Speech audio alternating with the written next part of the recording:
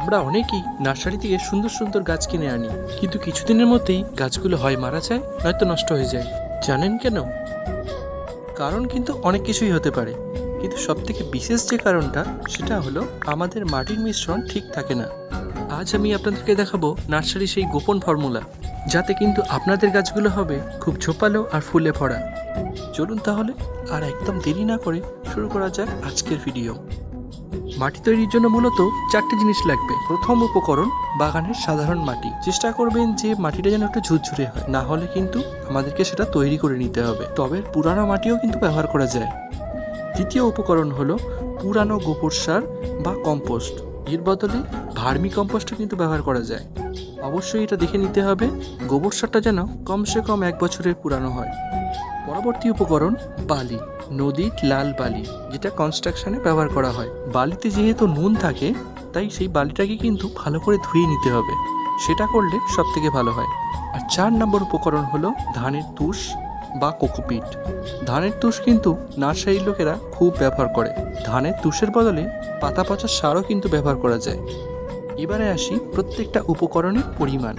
আমাদের প্রথম উপকরণ বাগানের সাধারণ মাটি লাগবে প্রায় 50%-এর মতো।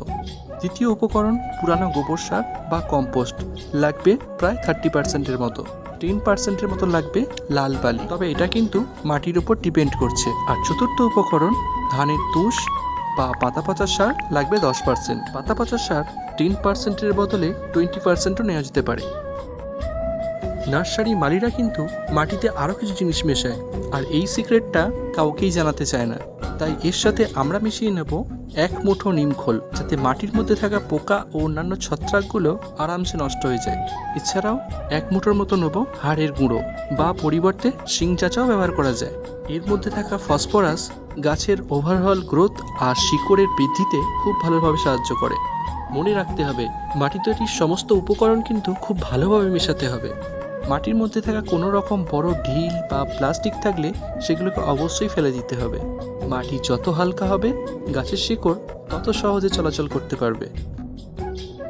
মাটি তৈরি হলেই কিন্তু সঙ্গে সঙ্গে ব্যবহার করা যাবে না। কিছুদিন ওয়েট করবেন, মাটিটা যখন ঠিকঠাক হয়ে যাবে, আর তারপর সেটাকে ব্যবহার করবেন।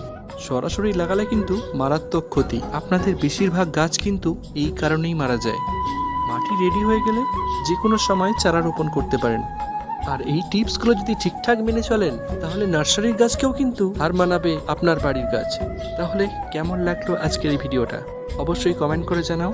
কোনো রকম প্রশ্ন বা সমস্যা থাকলে অবশ্যই জিজ্ঞাসা করতে পারো। যারা প্রথমবার ভিডিওটা দেখছো, অবশ্যই চ্যানেলটিকে সাবস্ক্রাইব করে বেল আইকনটা অন করে দিও। আজকের ভিডিওটা মোটামুটি এখানেই শেষ করছি। দেখা হবে আবার নতুন কোনো ভিডিওতে, নতুন কোনো টপিক নিয়ে।